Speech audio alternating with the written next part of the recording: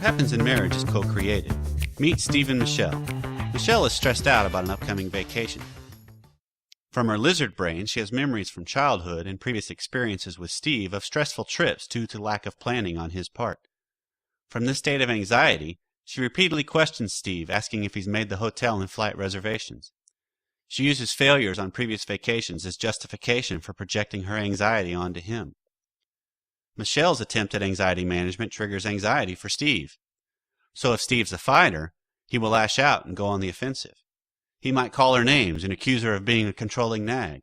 He might scream, "I told you I would take care of everything, so get off my back." Maybe he even threatens to cancel the trip altogether in retaliation for her constant nagging. He may tell her, "You won't be fun anyway because you're always so moody when we travel. One minute you're relaxed and the next you're mean."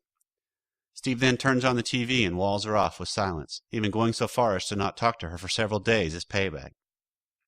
In contrast, if Steve is a fixer, he goes into analytical defensive mode. He immediately responds to Michelle's accusations of past failures by bringing up instances of past trips that went well.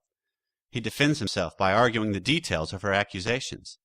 He promises to take care of everything and suggests a special addition to the trip that he thinks will make her happy and get her out of her bad mood. Once she's calmed down, he asks if she wants to do something that night, trying to please her. Then later, before bed, he offers to rub her neck in hopes that it'll lead to sex so that he can stop feeling anxious and reaffirm that she still loves him and wants to be with him. Due to subconscious passive aggressiveness, Steve procrastinates making reservations.